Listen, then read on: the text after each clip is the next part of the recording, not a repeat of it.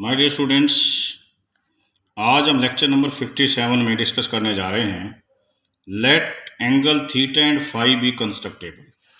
तो हमें शो करना है कि M theta plus N phi be constructible होगा for all integer M N and. कुछ लेक्चर पहले हमने पढ़ा था कि यदि अल्फा बीटा कंस्ट्रक्टेबल है तो प्लस भी कंस्ट्रक्टेबल होगा, अल्फा प्लस बीटा, और अल्फा माइनस बीटा भी कंस्ट्रक्टेबल होगा। थीटा और थीटा कंस्ट्रक्टेबल हैं तो इट मीन्स 2 थीटा और 0 भी कंस्ट्रक्टेबल होगा, ये एडिशन से और ये डिफरेंस से। अब 2 थीटा और थीटा कंस्ट्रक्टेबल है, इट मीन्स 3 थीटा भी कंस्ट्रक्टेबल है। इस प्रकार हम कह सकते हैं N theta is constructible for all N belongs to integer. Similarly N theta is constructible होगा फॉर एन इक्वल टू 0। अब नेगेटिव की बात करनी है। यदि थीटा और 2 थीटा कंस्ट्रक्टेबल है तो इसका मतलब माइनस एन माइनस थीटा भी कंस्ट्रक्टेबल होगा। माइनस थीटा और माइनस थीटा को कंस्ट्रक्टेबल होगा, इसका मतलब माइनस 2 थीटा भी कंस्ट्रक्टेबल होगा। यहाँ से हम माइनस एम थीटा को कंस्ट्रक्टेबल बना सकते हैं। माइनस एम को यदि एन ले लेते हैं, this N theta is constructible for all N belongs to integer. जिस प्रकार ये बात कही है उसी प्रकार हम एम फाई को भी कंस्ट्रक्टेबल कर सकते हैं। तो ऊपर कहा था इन दोनों का ये कंस्ट्रक्टेबल है, इनका जोड़ भी कंस्ट्रक्टेबल होगा। बताइए, तो हम क्वेश्चन करा रहे हैं, इसके पीछे टारगेट है स्केयरिंग ऑफ ए सर्कल। हमने थीटा और फाई दो ये माने हैं। यदि मैं इनको कंस्ट्रक्टेबल कहूँ और साथ में ये कंडीशन दे रखा है कि एम और एन का जीसीडी 1 है, तो शो करिए ये भी कंस्ट्रक्टेबल होगा। यदि एम और एन का जीसीडी 1 है तो there exist x and y belongs to integer such that m x plus n y is equal to 1। इसको मैंने दोनों तरफ अल्फा से मल्टीप्लाई कर दिया, ये आ गया। इस तरफ इस अल्फा की वैल्यू रख दी, क्या रख दीजिए, 2 पाई एम बाई एन। इधर भी रख दीजिए 2 पाई एम बाई एन। तो ये वैल्यू किसकी बन गई, x theta y phi is equal to alpha. यहां पर एक्स और वाई इंटीजर हैं। पिछले रिजल्ट में आपने कहा है यदि ये दोनों कंस्ट्रक्टेबल हैं, ये इंटीजर हैं, तो ये भी कंस्ट्रक्टेबल होगा। It means this alpha is constructible. अब क्वेश्चन जिसका नाम है squaring a circle. It is not possible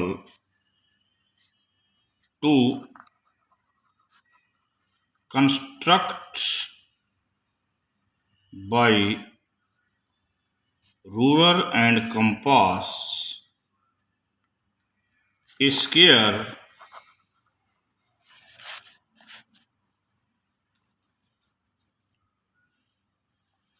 equal in area to the area of circle। यानी कि हम ऐसा एक स्क्वायर नहीं बना सकते जिसका एरिया ऑफ सर्कल के इक्वल हो। Let us assume that radius of circle is 1। तो एरिया क्या होगा, then its area will be pi. हमें फार्मूला आता है, if A is the side of the square whose area is equal to that of this circle। Circle के area के बराबर हो। तो स्क्वायर का एरिया यहां से बनेगा जी, स्क्वायर, सर्कल का एरिया पाई है। हमें एक बात का पता है, सिंस पाई इज नॉट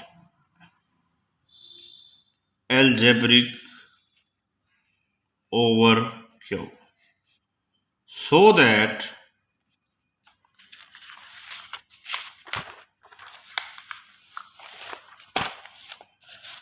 ये गारंटी है कि root pi is not algebraic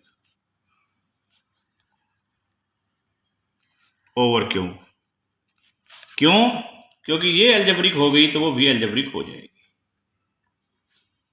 इसका मतलब हो गया ए, रूट पाई का मतलब है यहाँ A is not algebraic over Q. यदि ये एल्जेब्रिक नहीं है तो ये डायमेंशन 2 की पावर n नहीं आएगी इस एक्सटेंशन की। For any non negative integer n। और यदि एक्सटेंड डिग्री ये नहीं आई तो इसका मतलब hence a is not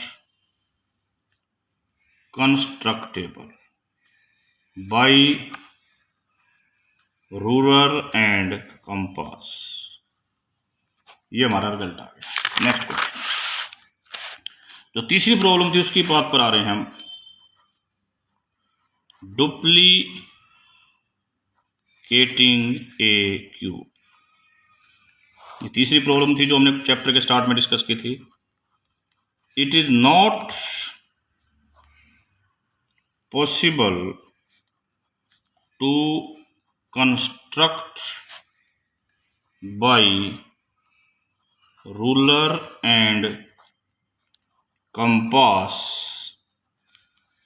a cube with a volume equal to twice the value of a given cube। यानी कि हमने एक नई क्यूब बनानी है, परंतु कंडीशन क्या है कि उसका वॉल्यूम पहले वाली क्यूब वॉल्यूम से डबल हो जाए। हमने क्यूब ले ली ऑफ यूनिट साइट, इसका मतलब उसका वॉल्यूम भी 1 हो गया।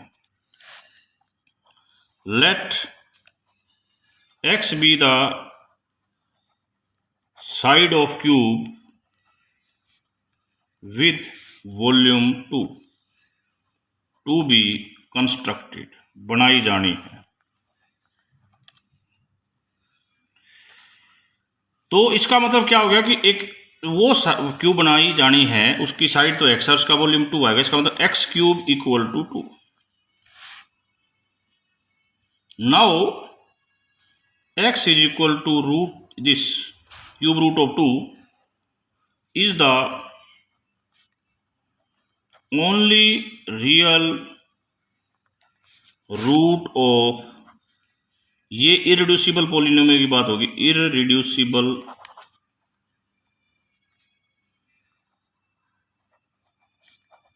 पॉलिनोमियल ऑफ डिग्री 3 ओवर क्या है, ये इसके कोएफिशिएंट थे रैशनल। तो इसका मतलब इस एक्सटेंशन की डिग्री 3 होगी, which is never equal to 2 raise to power m for any non negative integer m। Just x, जिसको कि ये लिख रहे हो आप, इज नॉट कंस्ट्रक्टेड, क्योंकि कंस्ट्रक्टेड होने के लिए इसका 2 की पावर m होना जरूरी है, फॉर सम m। नॉट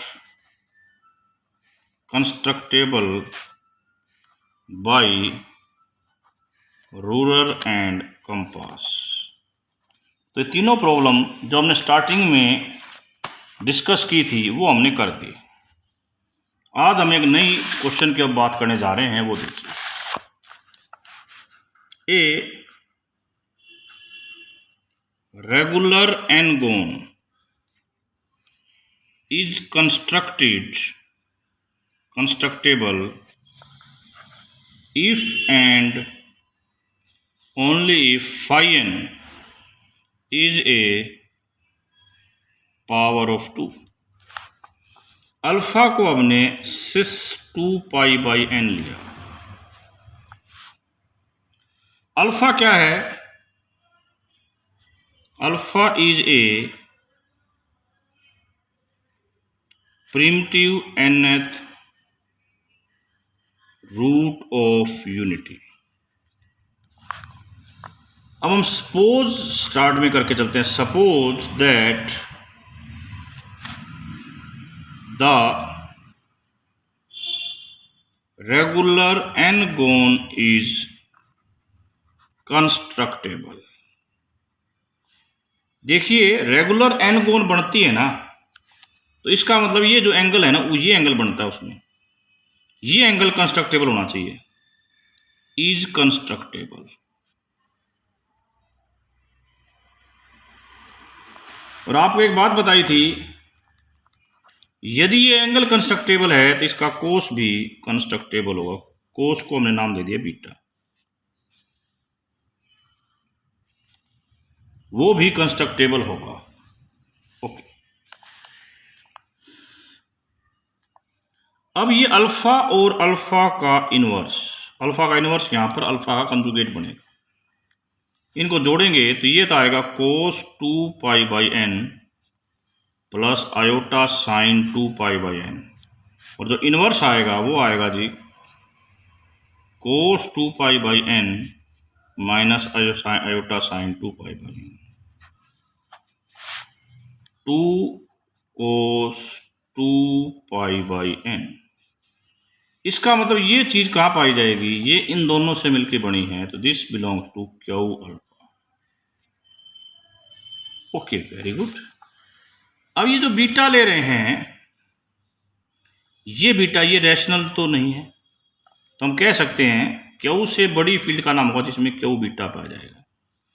और ये जो बीटा का ट्वाइस है, यहां पर ये भी बहुत आसानी से कहा जा सकता है कि दिस बीटा, क्योंकि 2 जो है वो रैशनल है, 2 से डिवाइड करेंगे तो ये एलिमेंट किसके पास पाएगा, क्यू अल्फा के पास पाया जाएगा। तो हम ये कह सकते हैं, ये चीज बड़ी इंपॉर्टेंट बात है, ये क्यू से बड़ा क्यू बीटा फील्ड है, क्यू बीटा से बड़ी क्यू अल्फा है। क्यू अल्फा, क्योंकि ये जो एलिमेंट है ना, ये जो बीटा कह रहे हैं, ये प्रूव कर देना है इसके पास, क्योंकि ये इसके पास है, 2 भी इसके पास है, डिवाइड करेंगे तो ये बीटा इसके पास आ जाएगा, क्यू पहले से इसके पास था, तो क्यू बीटा इसका सबसेट हो जाएगा। अब हमने एक टर्म ली, इसका स्क्वायर खोल दिया,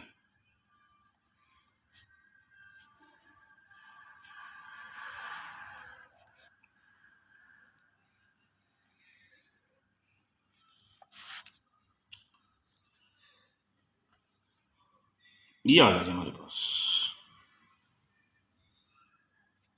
ओके, अब इसको हम थोड़ा सा टेक्निकल वे में लिखने की प्रयत्न कर रहे हैं।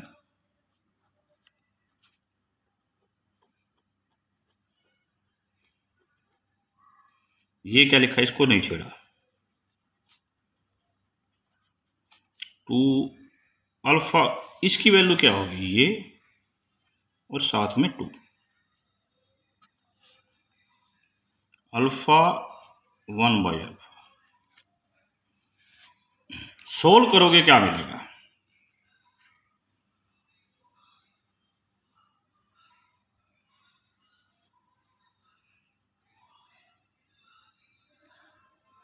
व्हाट वी गेट, इसके सॉल्यूशन को सोल्व करेंगे तो हमें क्या मिलेगा, ये बड़ी इंपॉर्टेंट और विचित्र बात है, इस पे हमें बहुत अध्ययन करना है।